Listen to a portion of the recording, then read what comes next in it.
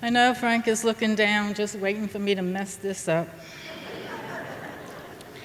I'd like to take the opportunity to thank the nomination committee for voting unanimously the induction of Frank into the Greater New Orleans Sports Hall of Fame, sponsored by the Allstate Sugar Bowl. And also to congratulate all the award recipients here today for their outstanding achievements.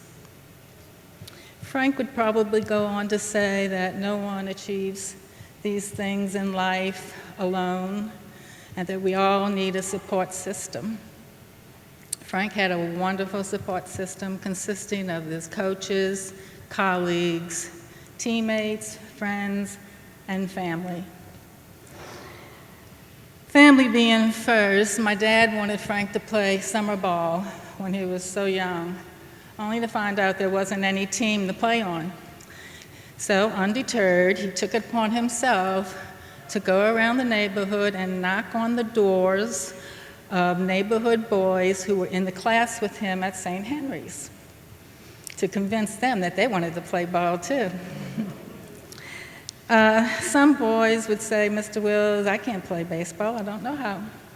And my dad would say, "Oh, son, don't you worry about that, we're going to teach you." I remember another boy saying, "Mr. Wills, I can't play baseball, I don't have a glove." "Don't worry about that, son, we're going to get you one. You just come out, you play, you have fun, and I promise you're going to like it." I want to shout out to the Wisner Booster Club, big supporter of all these little leagues, for providing gloves and baseballs and sports equipment so that they could play. So that's how Frank started on his first baseball game ever, with the team that my daddy put together for him. So his little tongue-in-cheek, where there's a Wills, there's a way, it basically shows he doesn't fall far from the tree. My dad, he would work a night shift at Kaiser Aluminum in the hot pot rooms. He'd get off in the morning and he would drive straight to the 9 a.m. batting practice just to watch the boys.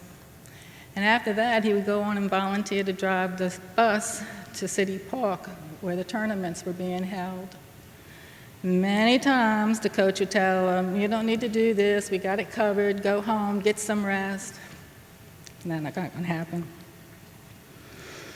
He also enjoyed coaching at third base and being involved. My mom was no different.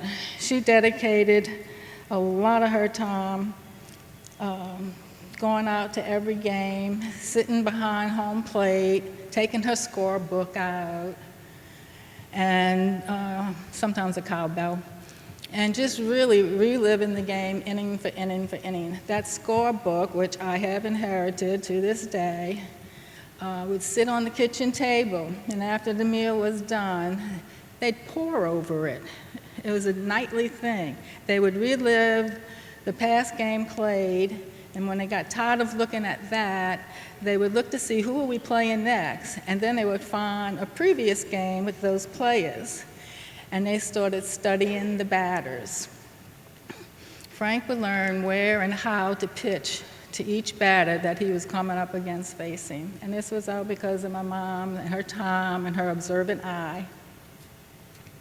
She also liked to leave the home plate at the end of the game and go sit down at first base, and she'd wait. And when the coach was finished talking to his players, he would say, "Now go see Miss Wills, I think she has something for you." They would line up in single line, and they'd walk past Mom. She'd hand them a Werther's or a butterscotch or a double bubble, bag of chips. It didn't matter. It was always a very small little treat. They were grateful. And then there was a table set up past her with little drinks, little cups of water. I'd like to acknowledge three of the coaches from Frank's early days. The first being Coach Larry Scott. He coached with the Wisner Nord Playground.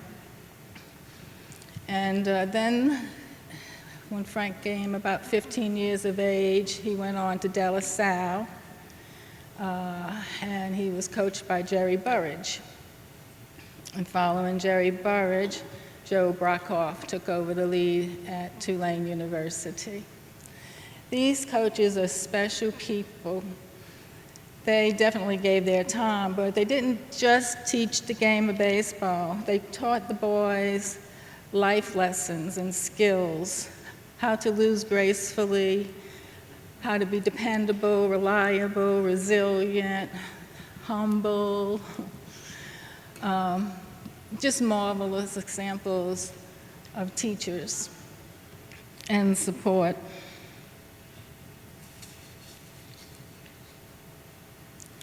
As far as his colleagues, friends, and teammates, there's plenty of obituaries giving him accolades left and right, but there's one that I get stuck on. It's from Robert Coffin Jr. from the class of '76, who wrote, "Baseball is one of the greatest constants in life, and we lived it with passion." Frank was truly passionate about his game. I'd like to introduce Frank's daughters who are here today.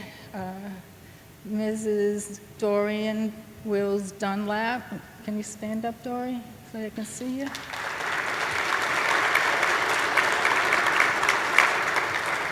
Her sister, Olivia Leah Wills.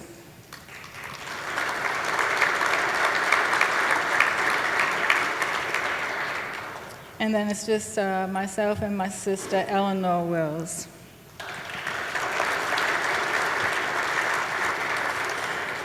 Our family is truly, truly grateful and appreciative for this award, and we are so happy to be able to add it to his legacy. So we want to thank you all.